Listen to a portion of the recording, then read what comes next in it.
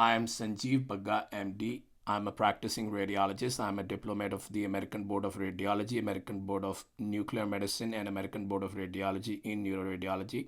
I'm a graduate and postgraduate in general surgery from Maulana Azad Medical College, Delhi University.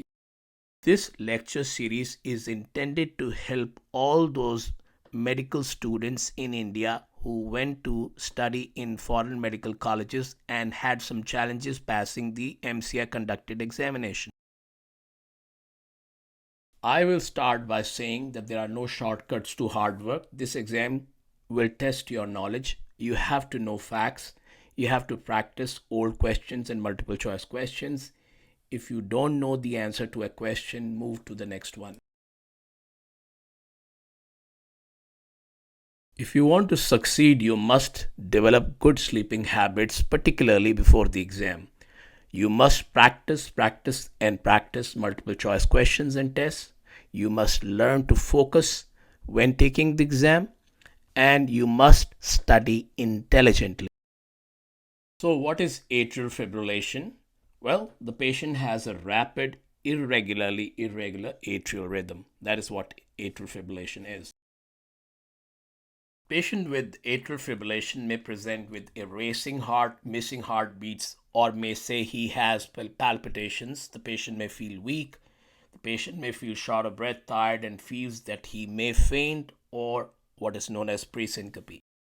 What will happen if the patient is not treated? Well, the clots may form in the atria, and from the atria, these clots may travel to the brain, causing stroke or brain infarction. In other words, atrial fibrillation can cause atrial thrombi and embolic stroke. The diagnosis of atrial fibrillation can be made by electrocardiogram or EKG, echocardiogram, and thyroid function test, namely T3, T4, and TSH.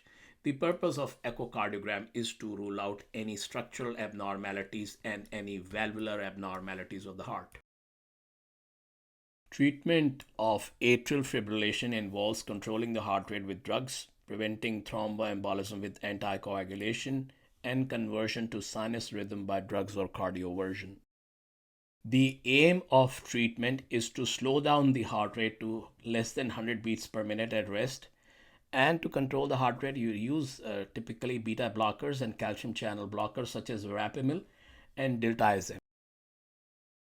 The drugs used for conversion of atrial fibrillation to sinus rhythm include antiarrhythmics class 1A, example procainamide, class 1C flessinide, and class 3 amiodarone. All these drugs are effective in about 50 to 60% of patients. Acute conversion, synchronized cardioversion, or drugs can be used for atrial fibrillation. Before conversion, ventricular rate should be less than 120 beats per minute. The patient should be anticoagulated. If the atrial fibrillation is present for more than 48 hours, there is a high risk of thromboembolism for several weeks.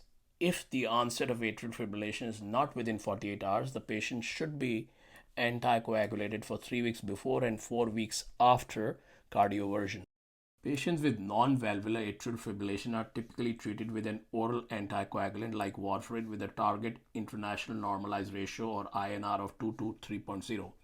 Vitamin K is an antagonist of anticoagulants like warfarin or Coumadin. Vitamin K is not an antagonist for anticoagulants like Xarelto. Okay, so I have given you a brief review of atrial fibrillation. So here's the typical case scenario that you may be tested upon. The patient is feeling weak, short of breath on examination. His pulse is irregular and rapid. EKG shows he's in atrial fibrillation.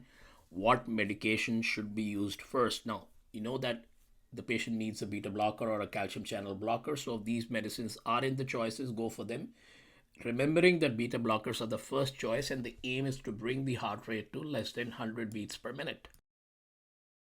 The next case scenario is a patient who is feeling weak, short of breath on examination. His pulse is regular and rapid. You made a diagnosis of atrial fibrillation. You started him on Coumadin after bringing his heart rate to 100. The question is, you sent him home. What precautions should the patient observe? The answer is you want to ensure that the patient avoids any falls and does not miss his anticoagulant medication. Now, the next question is what test should be done once you put the patient on anticoagulants? Now, the answer is you got to check the patient's INR.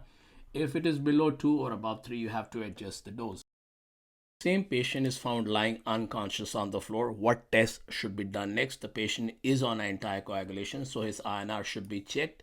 If the INR is high, a SAT CT scan of the brain should be done to rule out a bleed in the brain. And if the INR is low, a STAT MRI should be done to rule out an infarct. To succeed, you need to study intelligently, know your basics, understand how you're going to be evaluated. Nobody will ask you for details.